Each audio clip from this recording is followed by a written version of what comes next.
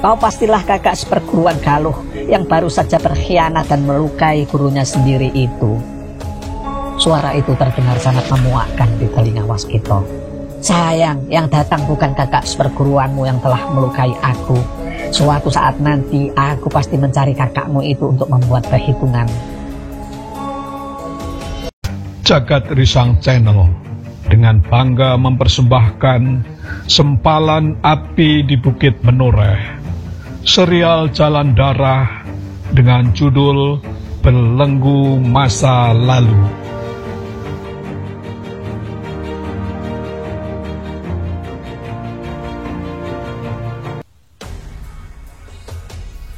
Awalnya Waskita memperkirakan bahwa ia hanya memerlukan waktu 2 atau 3 pekan saja untuk mengambil kembali kitab perguruan Pesantenan. Ternyata ia membutuhkan waktu yang jauh lebih lama dari perkiraannya. Di Wonosobo, Waskita masih harus berhati-hati agar tidak mudah dikenali. Ia merubah penampilannya menjadi seorang pedagang wesi aji dan batu mulia. Dengan jenis pekerjaan itu, ia mengaku sedang menjelajahi daerah-daerah Bang Tengah dan Bang Kulon untuk mencari, membeli, dan menjual barang atau benda berharga. Sambil benar-benar melakukan pekerjaannya, Waskita memasang mata dan telinga serta berharap menemukan apa yang ia cari. Hampir setiap hari Waskita berada di keramaian atau menemui beberapa orang yang berminat atau berniat untuk menjual atau membeli batu mustika, keris pusaka, atau benda-benda berharga lainnya. Ia bahkan mulai berkenalan dengan beberapa pedagang dan saudagar di kota kecil yang mulai berkembang itu. Pada hari ke-6, di saat kesabaran Waskita mulai menipis, tiba-tiba saja ia berpapasan dengan 5 orang yang berjalan beriringan. Di kota kecil ini, jumlah itu memang agak menarik perhatian, apalagi mereka berjalan beriringan. Yang membuat dada Waskita berdebar-debar adalah kenyataan bahwa kelima orang itu adalah mereka yang ia temui sewaktu berada di lereng Galunggung. Salah seorang di antaranya adalah orang berkumis tipis yang menjadi pimpinan mereka. Meskipun tidak lagi memakai baju coklat muda bermotif lurik, akan tetapi ingatan Waskita cukup tajam untuk meyakini bahwa kelimanya adalah anak buah Raden Haluwang. Untunglah saat itu aku tidak menunjukkan wajah, berkata Waskita dalam hati. Dengan hati-hati dan mengambil jarak yang cukup, Waskita muda segera membayangi kelima orang yang berjalan cepat menuju ke arah matahari terbenam. Matahari mulai tergelincir ke arah barat ketika mereka berjalan cepat mendaki sebuah bukit di luar kota Wonosobo.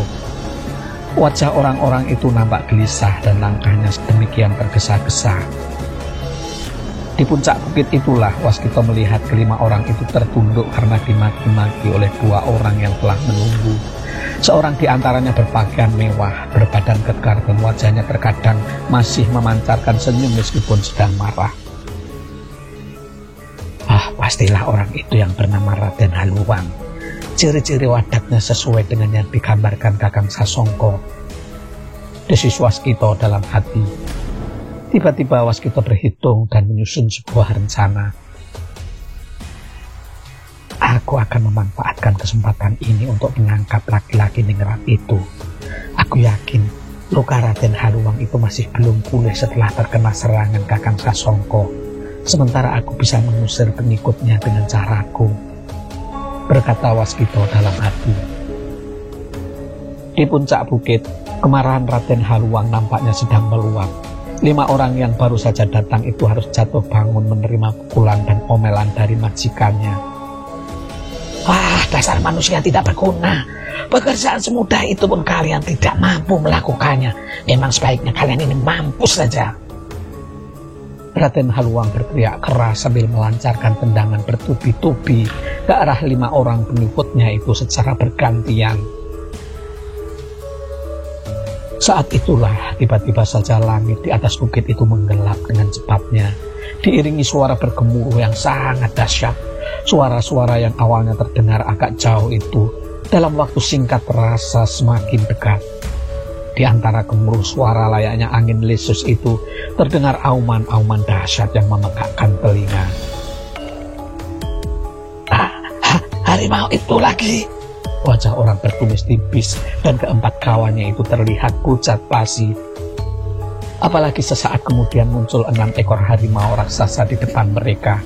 2 di antaranya berwarna putih.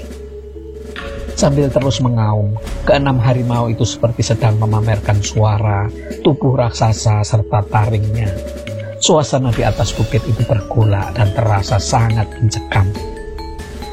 Tak ayal lagi, 5 orang yang pernah melihat harimau-harimau itu menjadi sedemikian gugup dan ketakutan. Tanpa memperdulikan kehadiran Raden Haluang, mereka segera melarikan diri ke arah yang berlawanan agar terbebas dari terkaman 6 harimau raksasa itu. Dalam sekejap mereka lari lintang pukang menuruni bukit. Akan tetapi tidak demikian halnya dengan Raden Haluang dan temannya yang tetap berdiri di tempatnya.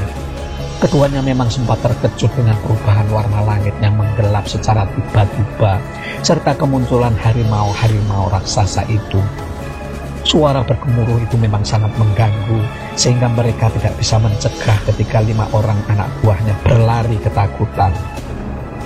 Akan tetapi, tidak lebih dari beberapa kali tarikan nafas, Raden Haluang maupun temannya itu segera menyadari kejadian yang sesungguhnya. Bahkan teman Raden Haluang yang umurnya sedikit lebih tua dan berwajah tenang itu melangkah maju sambil memperdengarkan suaranya.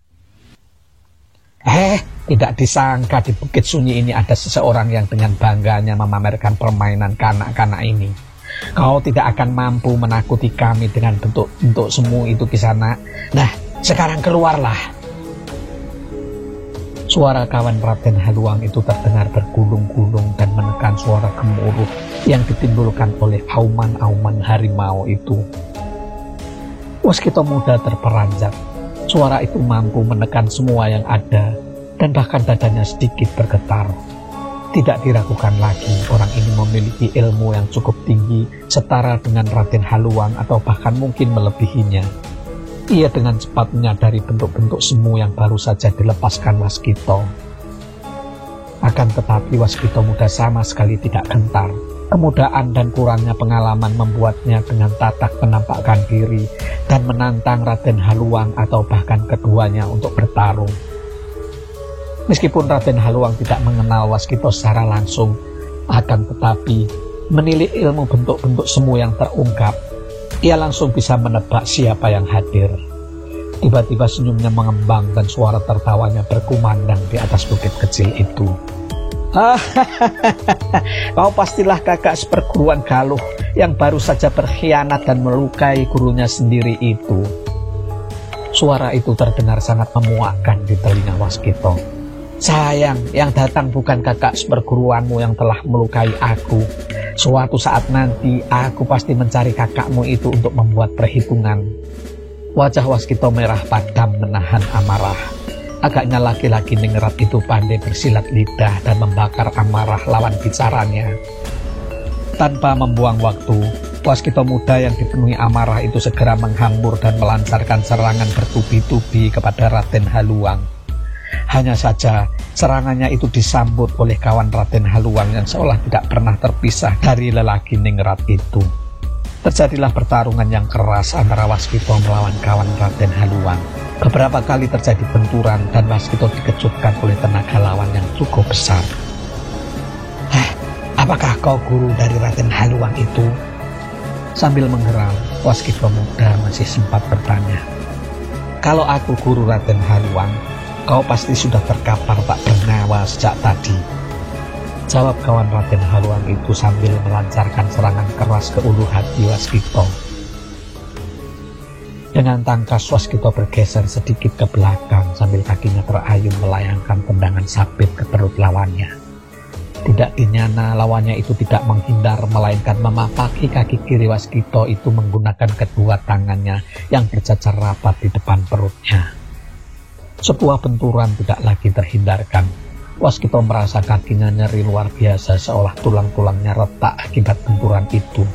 Sementara kawan Raden Haluang itu juga tidak kalah terkejut mendapati tenaga lawannya yang masih muda itu mampu membuatnya mundur beberapa langkah sambil menyeringai, menahan nyeri di kedua tangannya. Demikianlah penjajakan yang singkat itu segera meningkat dengan cepat, dan masing-masing bahkan mulai merambah ke penggunaan tenaga cadangan.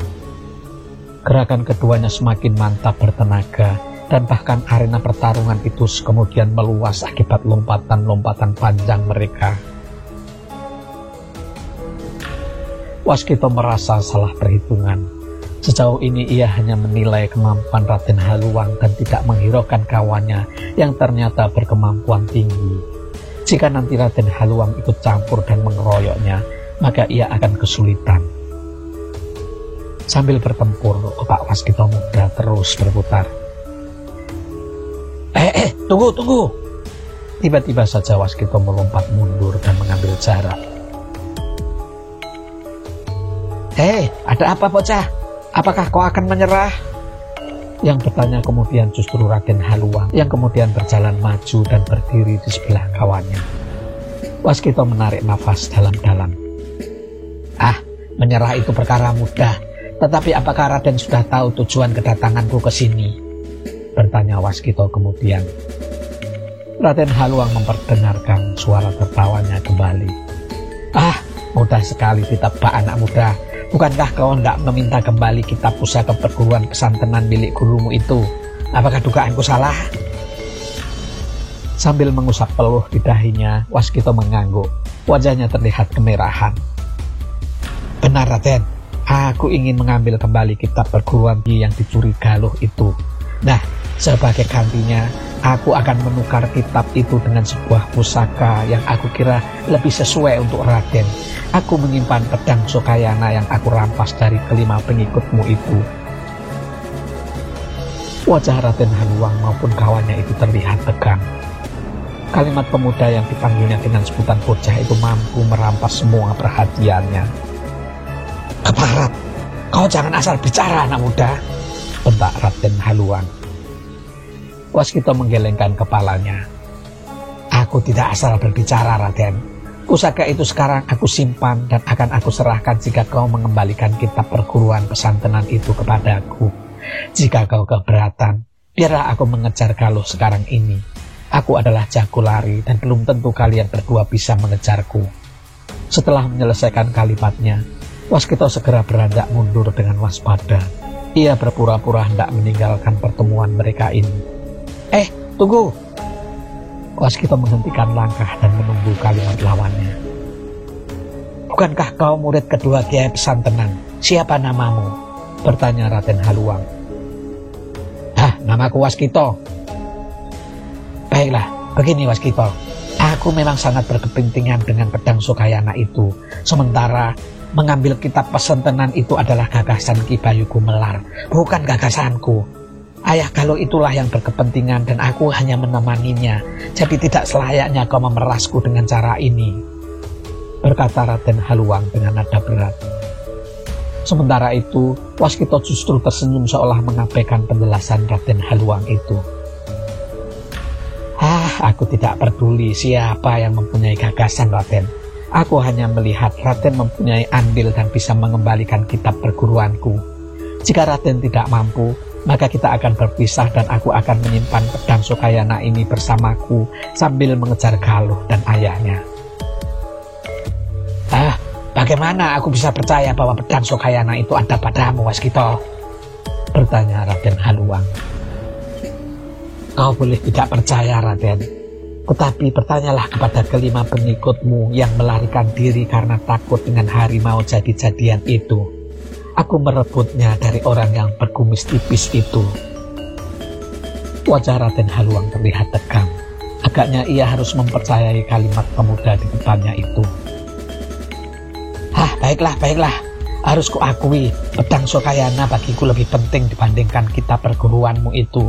Nah, katakan di mana kita akan saling bertukar pusaka itu. Aku memerlukan waktu 1 hari untuk mengambil kitab itu dan menyerahkannya kepadamu. Waskita memandang tajam wajah Raden Haluang seolah hendak menembus isi dadanya. Ia memang tidak mudah mempercayai kalimat-kalimat orang menyerap itu begitu saja. Aku peringatkan kepadamu Raden, jangan kau berbohong dan mengingkari sebuah janji. Kita adalah laki-laki satria yang mulutnya harus bisa dipercaya. Jika tidak, Waskito tidak dapat melanjutkan kalimatnya. Tiba-tiba saja ia merasakan serangkum angin tajam melanda tubuhnya dari arah samping kiri. Angin itu berhawa panas layaknya uap air mendidih yang disebar ke seluruh udara di bukit kecil itu. Menyusul serangan uap air panas itu, berdesing pula beberapa pisau terbang mengancam dada, perut, dan bahkan leher Waskito. Hati Waskito serasa mencelos. Sekali lagi ia lengah terhadap kawan Raden Haluang yang sejak tadi hanya berdiam diri. Di saat ia sibuk berbicara dengan Raden Haluang, kawan Raden Haluang yang pendiam ini mencari peluang terbaik untuk melakukan serangan pamungkas. Serangan itu dahsyatnya bukan main. Dari jarak yang masih agak jauh, Waskito sudah merasakan panas yang hendak membakar kulit tubuhnya. Ia tidak melihat gerak awalan yang mencurigakan, melainkan gerakan cepat sambil mengibaskan kedua tangannya, dan meluncurlah ajian pamungkas yang sangat dahsyat itu. Di mata Waskito muda yang belum banyak pengalaman, selain dahsyatnya serangan, ia merasa bahwa ini adalah serangan licik tanpa peringatan, apalagi kemudian disusul melesatnya beberapa pisau terbang ke hampir seluruh bagian tubuhnya. Tidak ada kesempatan untuk membangkitkan ajian pamungkas dan membenturkannya pada serangan mendadak ini. Yang kemudian bisa dilakukan oleh Waskito adalah menghindar ke samping dengan gerakan secepat mungkin yang mampu ia lakukan. Ia terbebas dari lemparan pisau-pisau terbang itu. Akan tetapi, lontaran ajian uap panas itu seolah tidak berhenti, melainkan ujungnya terus mengejarnya. Dalam keterkejutan itu, kembali Waskito berusaha bergerak ke samping dan kemudian menggulingkan tubuhnya ke tanah agar terbebas dari garis serangan lawan. Akan tetapi kecepatan itu masih belum dapat menghindari kecepatan lidah uap panas yang kemudian menghajar pundak dan bahkan dada bagian kanan Waskito. Terdengar keluhan tertahan dari bibir Waskito. Tubuhnya terlontar berguling-guling ke tanah dalam jarak yang cukup jauh. Ketika berhenti, tubuh itu seperti tidak bergerak meskipun masih terdengar nada keluhan dari bibir Waskito itu. Pengecut. Suara itu terdengar sangat lemah dan terputus-putus. Sementara Raden Haluang kembali memperdengarkan suara tertawanya yang memenuhi udara bukit terpencil itu. Dasar bocah ingusan, kau kira gampang berurusan dengan Raden Haluang?